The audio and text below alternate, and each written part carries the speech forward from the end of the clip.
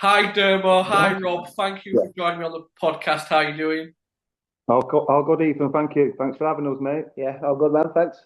No, thank you for taking the time out. I'm sure you're busy at the moment. How are rehearsals for the new tour going? Woo! Like that. Yeah. We're on fire. It's really good. We did pre-production on Saturday at the White Hotel in Manchester. Full run through with our sound guy Baz there. We're dead happy with it. We've been rehearsing every weekend, right through Christmas, straight from October. So we're on it. We just can't wait to get going now. Now we're here. We start first gig on Thursday. We're excited. Sounding good. Where's the first gig at? Gibson, what's it called? Sound bar. Sound bar. Oh yeah, Gibson. yeah. Like a warm up, Ethan. You know what I mean? It's like, but they're good people, and we're looking forward to it, man. They're the first in line, aren't they? Yeah. To it. Yeah, nice one. What was it like for you joining the band then, Rob? It's been an amazing experience. So first of all, on a personal level, on a human level, I feel like I've been in the band for years. The lads have invited me in. It's like a gang. None of this bollocks about like you just. It's like Rob, you are part of it, an equal part of this.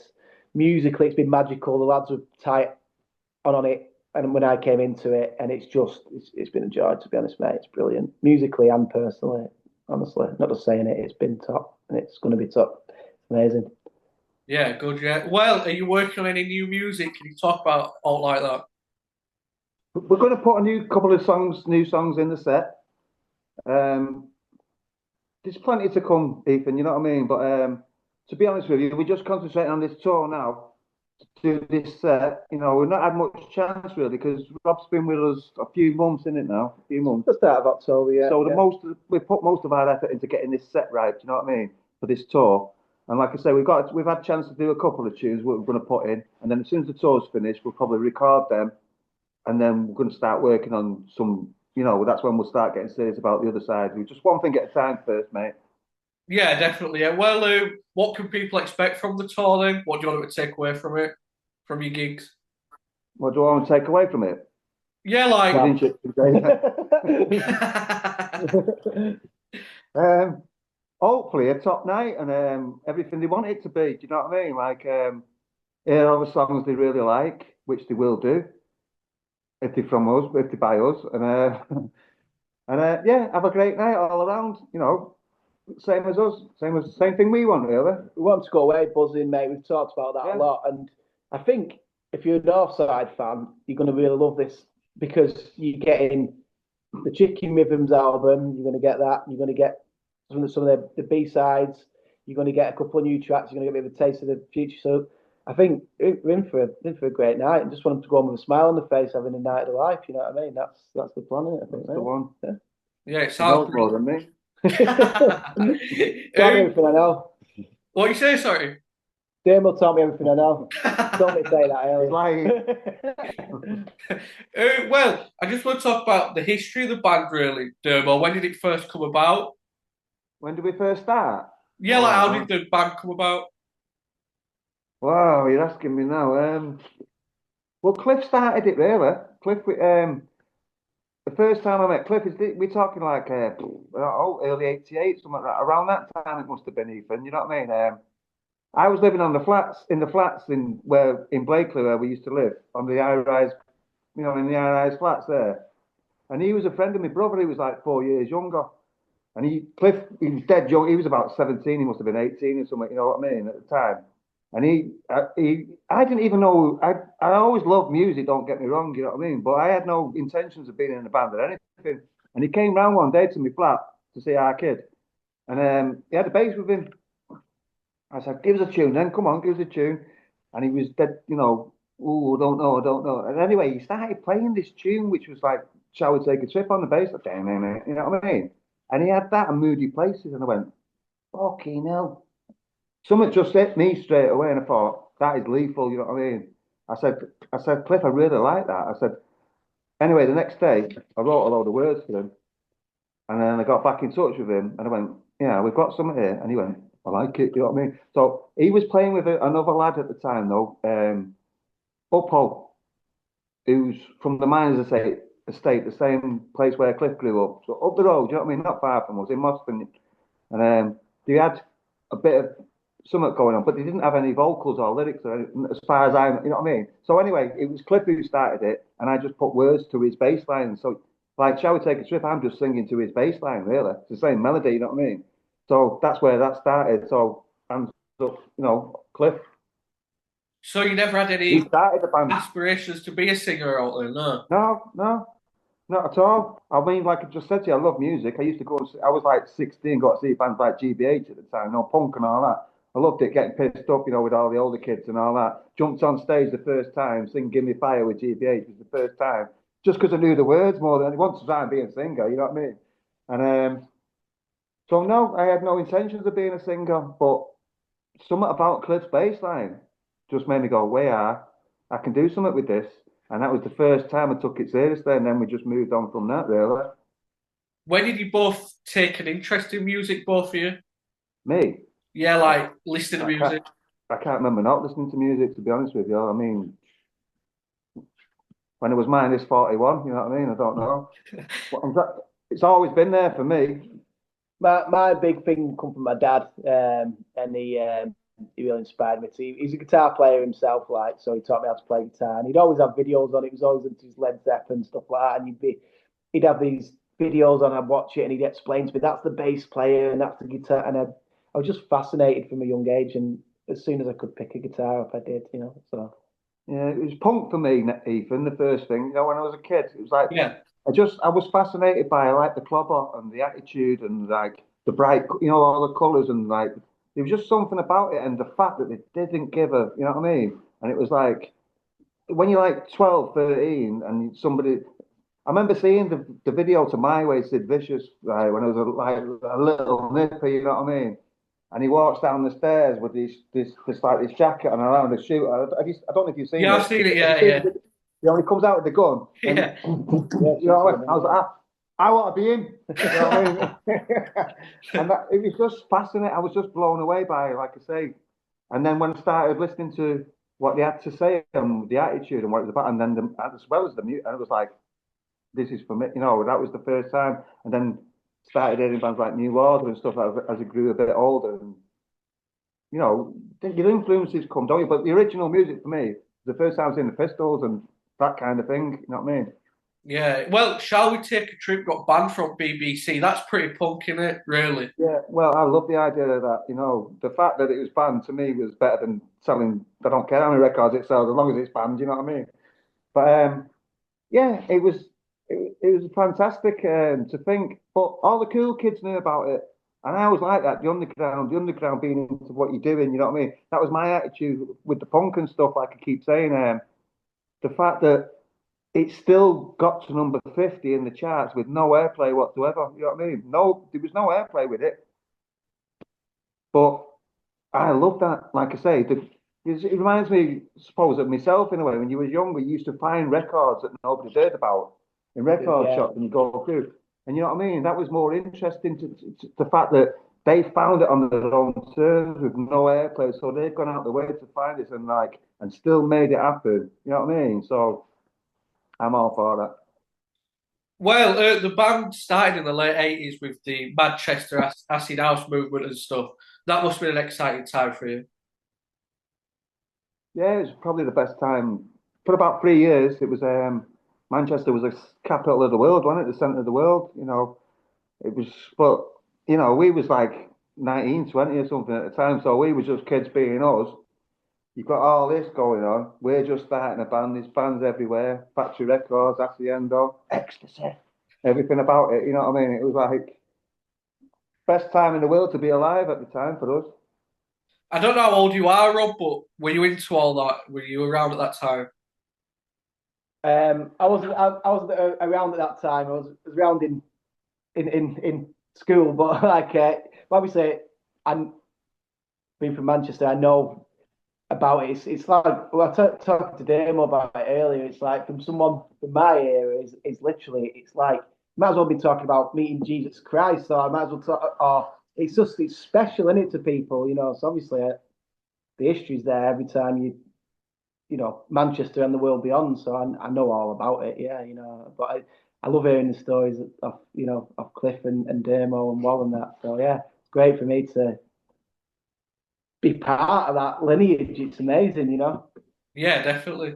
Well, you mentioned like you took influence from punk, new order, different music. Did you take it from the clubbing at the time, the acid house music at that time as well, in I nightclubs? think so, because we used to love acid house, but you can tell in Wall's beats.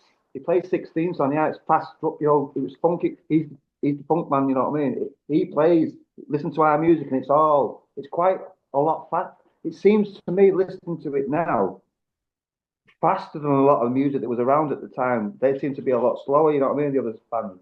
To me, It's I quite think dancey, so. his drums, Yeah, isn't it's it? quite, that's what Yeah, I'm saying. yeah, It's like he played what was happening in the clubs. It was a lot more faster, them kind of, the beats that Yeah, everyone was like the into, you know groove, what I and mean? yeah, yeah. Yeah, exactly. So that I think that came through, and I like that. And fast bass lines that are like they're not just plodding bass lines; they're melodic bass lines, but they're a big liquid part of bass the lines, sound, yeah. aren't they? Do you know what I mean? So yeah, definitely, especially as the rhythm section, definitely. And I just went over the top of that, you know what I mean? And we scratched guitar like New Order. So yeah, massively. Well, what was it like signing a Factory Records? Greatest label, the greatest label. They are, aren't they? You know what I mean? The coolest and greatest label. He was up the road from us. All the favourite bands we was growing up with was on that label. So it was had to be done. You know what I mean? We had major labels on our case at the time, but it was always going to be Factory. For all the right reasons, and I still believe they're the greatest label ever. Brilliant. Yeah, brilliant bands that brought through in. Yeah, exactly. Everything about it, the way it was run. People say it wasn't run. Fuck off. Factory was without Factory, there'd be no what. You know what I mean? Factory Records. Yeah, yeah. It's everywhere. It's everything. What was Tony Wilson like? Character, proper character. He was like he just sussed the room wherever he was in. This is what I know of him. You know what I mean? I really liked him because he'd let you be who you are and let you do what you're doing. You know what I mean? He wasn't. It's like when we signed to Factory, they let us grow at our own pace and stuff. They just leave us alone. As long as you're doing what you need to do, that's fine. You know what I mean? That's how it works for me. I think that's the best method. If you want somebody to do something, as long as you know they're doing it, let them do it. You know what I mean? Don't be fucking mithering them on you. You know what I mean?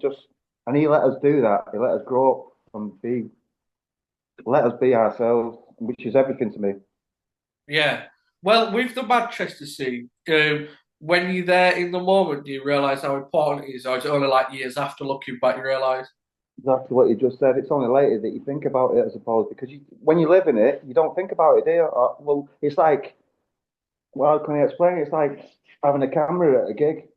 You shouldn't do, you know what I mean? It's like Live you it should rather live than in but we was just because you're part of it. It's only years later, and you see how much it means to other people as well and stuff like that. It's like that we was just doing what we was doing when we was doing it, really. But because we're from here, and it's hard to explain it and see it from other people's point of view. But I understand what they're saying. But when you live in it, you live in it, aren't you? You know what I mean? It's not. It's just what you do. Yeah. Well, with the album, sorry, with the album Chicky Rhythms, I put that against any of the Manchester's albums. I think it's absolutely brilliant. Uh, Nice what, one. what was it like writing it and recording it? Yeah, it's like because, like I say, the original guitarist, Paul, we'd done some demos with him, and he had like the bones of some of the songs, not all of them that was on Chicken Rhythms. And so what happened was we did the first gig at the Boardwalk. We sold it out by word of mouth because there was none of this cameras and all that then and internet. You know what I mean? We're that old. But anyway, we did that gig, and we played it back, and it was sad really because he had potential, but he wasn't. I don't think he was the right person to be in this kind of industry. It wasn't for him really. You know what I mean? But he had some good ideas. So what happened is we got a new guitarist, Timmy. Got Tim involved, who was a great guitarist. So he made them ones that we already had his own and made them a lot better. And then we also wrote some new songs with him. and then we started record. Then like it was we recorded the first Shall We Take a Trip and Moody Places in London with Proof Factory and stuff with Ian Brody and all that. So we wrote the song. Yeah, obviously we wrote the song beforehand, and then we ended up mixing it and recording stuff. But we ended up doing it all in a what's it called? Monmouth Rockfield Studios. Oh yeah, yeah. There's about 30 of us went down. It's chaos. Oh, it's funny though. But we were there for like 6 weeks, right? Well, you have a book and all that with Black Sabbath recorded here and all this, and all these bands. It was like, oh, wow, you know what I mean? Yeah, it was funny, but we was we had the squad with us, you know what I mean? Who came to all the gigs and all this, like, and it was all nutters, you know what I mean? So, but all them was there robbing tractors and all this and all to all sorts of things. But I don't know how I've got from that to that, but that's what happened. Yeah. That's like times, you know what I mean? that's like the Mondays and the Roses as well. They all had a big entourage from wherever they went. Yeah, Was yeah, that that's just how the it same? was. Because you're young kids all doing the same thing from the same places with the same kind of friends, you know what I mean? And there was no like it's like the people. I don't know. It was like you're just kids off the street in a band, you know what I mean? So all your friends, you want your friends to be with you, don't you? You want them to feel what you're feeling at the same time. That's how I looked at it. So I thought, if we go to Japan, I want them pals to come, you know what I mean? And at the end of the day, it was out of our pocket, though, you know. At the time, it felt great, you know, and it was lovely to have them there. Do you know what I mean? But it's like Factory, they didn't make loads of money over, but it was all for the right intentions, all for the right things. You know what I mean? And that's how we. And I think all the bands was like that. You know, you'd have. I remember Sean saying once it was a great quote. There was more people on the guest list than in the crowd. You know what I mean? Things like that. So it sounds a bit daft now, doesn't it? You know, but we loved that. It wasn't very good business wise, any of it really, was it? You know what I mean? But it was the greatest times with the greatest people, so that means more, I think. You know. Yeah, you've got the memories of that rather than the money, and you've got the memories, haven't you? Well, I could do with the money now, but What but I won't change it for the world, is what I mean. Do you know what I mean? I won't change it. you mentioned before you wrote "Shall We Take a Trip Over the Baseline"? Did your lyrics just come Yeah. to you like naturally, like did they just flow out of you? If that makes sense. Well, I've always been into wordplay, and like I was always like when we was really young, it was all like we were sort of like took the piss out of each other, you know, as kids and all that. And you had the older ones who was all like was smart with one-liners to shut you up and things like that. So I always liked that about. We was always into that, you know, clever little sayings and things that are funny and one-liners and things that rhyme. So I have always liked that. So to me, I was always into lyrics. I still am. I like it. You know what I mean? So it was just a reference to like things we used to do when you was tripping, flashbacks to fucking days of your youth and all that, and acid, you know what I mean? But I Yeah, also, like I was saying before, it wasn't, you know, like Lennon done Lucy in the Sky with Diamonds, LSD. Right? I'm not saying I'm him or anything like that, but it was just my play on words, answers come in dreams, acid, right? So that's all it was. It was like I was just doing my version of my thing in that way. did you just make that up then? Answers to Dreams, like, or was that what was said around like Manchester and stuff? For us? No, that was just me saying I wanted to do it. Well, if Lucy in the Sky is LSD, Answers Come in Dreams is acid. And then I thought about it and I thought, that's all right. That. And answers sometimes do come in dreams, don't they? You can wake up in the morning and have a solution to things and, you know, or have something about dreams. Dreams are freaky, man.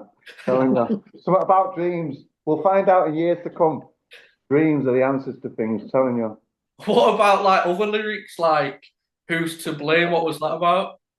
Well, that's about corruption, horrible cunts, the way of the world, things that are nasty, horrible people. You know what I mean? I know, you know, and they know that we know. Do you know what I mean? Yeah, It's yeah, always about if you haven't got the coin, you're always going to be the underdog, or you're always going to be the person who goes under first in their eyes. I don't like that. You know what I mean? That's my little punk rock song, even though it sounds dead melodic and dead like it's not. Lyrically, it is. Do you know what I mean? I like them kind of songs where the music's a bit more uplifting, but the lyrics behind it are a bit Yeah, dark. me too. Me too. I like that. Yeah, but it can be like a happy song, but it's cutting your throat at the same time. Do you know what I mean? Yeah. Something about that I like to. What about like Take Five? That was big, wasn't it, in America, in Canada? Yeah, it was massive in the Canada. That's another one that's going to buy. It's time to be real. Say what you feel. What's with the gimmicks and your plastic image? It's the same kind of thing. You know what I mean? So yeah, that's when we started going into, I suppose, a bit more guitar heavy. You know what I mean? Where the earlier songs are all bass driven, Yeah. melodic bass, which I love anyway. But I'm saying that's just before we started writing songs for this second album, which was a lot heavier guitar wise. You know what I mean? I was going to ask you about that second Um, album. Was it different to the first though? yeah, it was a lot more guitar driven. You know what I mean? It was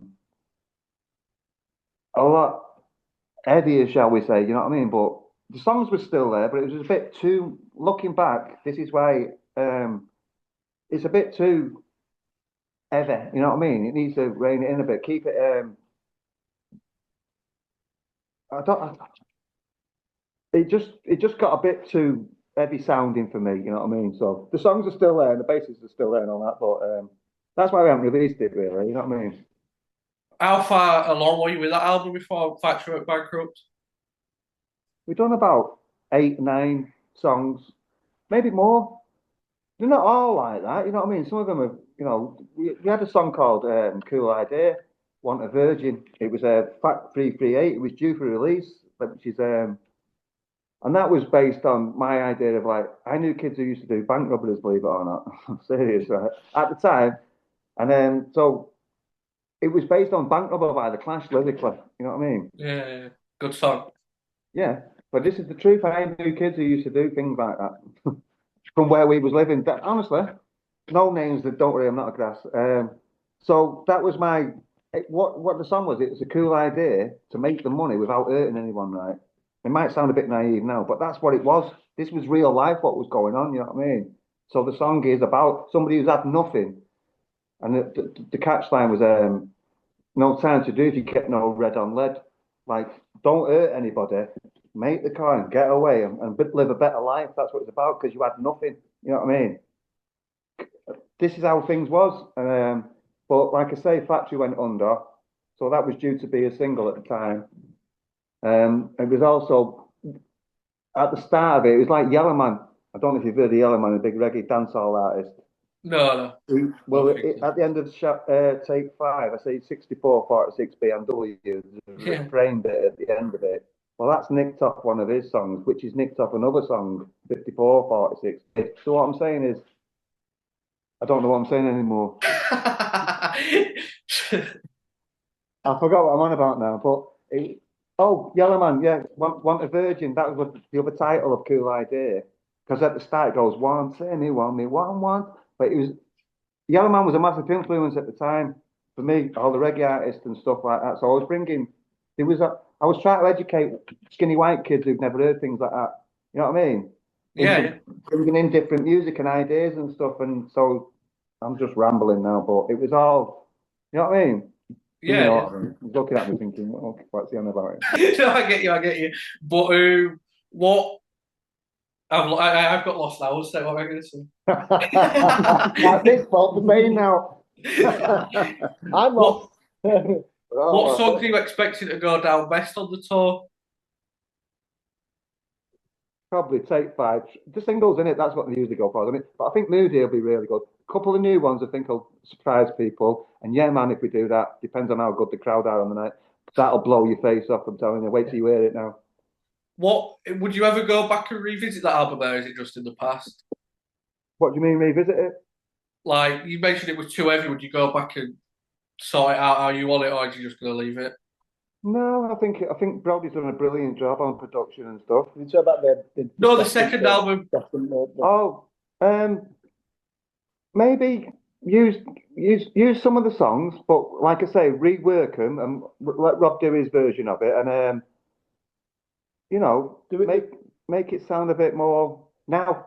there is one that we're playing two new songs on this tour, July, at the gigs, and when one of them is it's got parts worked in from an older song, so Yeah. really nice. It's got parts of Timmy's guitars, and the song was there, and I've added bits. Feels like a bit of an handshake between the two, and then it's That's a nice way of sort putting it. of there's Yeah, like a that's right. crossover thing in it. I really love that, and then there's a track that's completely it's a song that Dermo had, but we've added stuff, and so there's bits and pieces kicking about, and there's some things that are well worked, and we're going to mix them all together, and that'll be after the tour's finished. We'll probably use some of the old, the second album, but like I just said, make it our own as it is now. But it'd be nice. We've not had a chance to even yet to actually get in a room, the four of us, and create new stuff. Because Rob's only been here a few months with the band. We've had to do the tour, you know what I mean, and the set that we're doing for that, and concentrate on that. So we've not really had a chance. We're not even jammed yet, proper. You know what I mean? And we managed to just get the two new ones in between there, haven't we? But when it's like, what I'm trying to say is, when we finish the tour and go, right, we'll record them two new ones, and then it's like, let's just go in and see what comes out. You know what I mean? Yeah. Looking forward to that. Yeah, nice. That'll be good. Yeah. What like with the, I know you'd like to have probably done more music, but with the one album, like the Lars and the Sex Pistols have that one great album. Are you happy with that? Do you know what I mean? Like you've got one great album that people can go back to. What do you mean that? Chicken Rhythms? Yeah. Yeah, of course I love it, but I also can't wait to see what's going to happen next. Just as much. Do you know what I mean? Yeah. Well, I've had Gaz Whelan from Happy Mondays on and Peter from The Farm, and we're on about the gig at Ellen Road, and you played that gig. What was that day like? Yeah, can't remember. I'm sure one of our lot sold The Farm a quarter for about 300 quid. Because no one ever I don't know, it was just a mad one, wasn't it? Like, everyone goes on about the man up the, what do you call it, the floodlights, he was up there, wasn't it? It was just a mad one, Ethan, you know what I mean? It was, I can't remember much about it, to be honest with you. It was a great time, though, surely. Are there any gigs that stick out to you that you can remember? Northampton Road Menders, one of the first gigs we did. I loved it. Shithole, about 200 capacity. They have like desks, like this desk we've got here at the front of the stage, right? 200 people in the gaff, crawling the walls, going absolutely crazy, you know what I mean? And it kept blowing the PA every time we started. And so we had to start again. We had played, they wouldn't let us go till we played Trip 3 times at the end, you know what I mean? So we just kept it. It was like proper punk gig, you know what I mean? Like madness, you know what I mean? Loved it. I like them kind of gigs. I like the big ones, but I like them better. Yeah, Yeah. good, when it's like good small gig. small and full of energy, and the people. There's another one called the Tick. What was it called? Something in Coventry, the TikTok or something like that. Coventry, and the walls were sweating. It was lethal, and you know what I mean. It was like, when everybody then you just can't explain it. Then certain nights, aren't they, when they just like everything switches on and everyone has it. There's just a buzz in the light. Yeah. It was lethal, mate. Honestly, and obviously you've got the big ones like Wembley Arena and all that, but they're always better to me. We played Japan was ace though. We played there. That was wicked. You know what I mean? Just because it's so different and so, you know what I mean? Different. Yeah, it was lethal. It was like, things like that. Yeah. What's with the Japanese like card thing on the front of the Chicky Rhythms album? Is there a story behind it? What? Say again. Like, there's a Japanese like influence on the front of the Chicky Rhythms album, isn't there? You know what that is? It's Matt and Pat who done Central Station Design, who done all of the Mondays, and I think they done some James covers. What it is see, they've done the album in 3 different parts. The cover of it is like it's a birthday card, a kid's birthday card, a Japanese kid's birthday card. So that's where the idea of our 4 heads was superimposed onto like a little birthday card, a Japanese card. Then you got the inside. One side of it's like all ecstasy tablets. You don't come across as that, but it is. And then the flip of that is our kid who was 16 done a drawing of Mother Nature giving birth to Northside, right? And that's where I got the title from, Chicken Rhythms, because he put on it a little chicken rhythm involved. So we didn't have a title, and so to me it was just like a nod to our kid for doing the artwork. I just went, well, let's call it Chicken. You know what I mean? So it became Chicken Rhythms, even though there was reports of it, it's because they like chicken kebabs and all that, all these dickhead fucking things. Like, it was just because it was our kid had done that. And then the other side on the back of it, what's on the back was just the same again. It was like a mashup of that with the title. So it's all And when they explain it, Matt and Pat, I don't know if you've ever met them. They're the coolest kids out there, right? And they are out there, you know. And it was like it all made sense, you know what I mean, at the time. So, and it's great artwork. And then you've got the actual record itself. So it's all they seen it as 4 parts that came as one. You know what I mean? And it all made sense. It's like cards, don't they? Like trading cards. Yeah, it's brilliant. Anyway. Yeah. That's that. What were the press like with the band? You just mentioned. I know you got some shit for that cover as well, didn't you? Yeah, just lazy, aren't they? Horrible. Yeah. They can't see further than what they think it is, right? Sometimes things are a bit more than what you think they are. You know what I mean? So that's what I'm trying to say to you. When it's explained as what it really is, then it makes sense. You know what I mean? So they just went, I don't care what they think, really. You've got the tour coming up. You've got a documentary as well coming up, haven't you? Well, we're working on it at the moment. Yeah, that's all. Like, it's happening as we're living. You know what I mean? So, yeah, we've got. I can't say too much because but yeah, as we're living now, as we're doing what we're doing, it's all getting documented. And when the tour starts on the 13th, access all areas, isn't it? That's what you were talking about before, isn't it? Yeah, it's going to be like everything. So it's going to be everything. Yeah. All the people who was involved early doors, as many as we can get involved, all about it as it was and as it is. And then, we'll bring it out when it's ready. Do you know what it's going to be out on? Is it what? No, there's nothing like that yet. It's just, no, we're not at, it's not at that stage, you know what I mean? It's like I say, it's still ongoing, so we don't know idea when it's going to come out sooner rather than later, put it that way. But it has to be. It's not filmed yet. You know what I mean? It's just like I said, the tour's as it is. So there's things to do before it can get to that stage, and then it'll come together quick once it's all ready. Yeah, nice. Yeah. Well, Rob, you're in another band, Heavy Salad. What's that band like for anybody that's not heard them? Like psychedelic rock crossed with surf, like it's that kind of psychedelic kind of rock music with like 7 members in there and stuff like Is that band still going then? It's being nice. It's really good.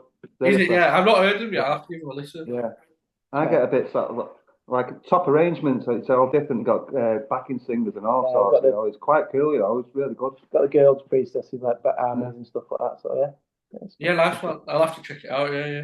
Thanks, man. Well, good luck with the tour, both here. I'm sure it'll go down well. You've got you've had a lot of positive feedback with it, haven't you? Yeah, people are buzzing for it just as much as us, and which is really good. You know what I mean? It's like I say, it's been a long time since we've done anything.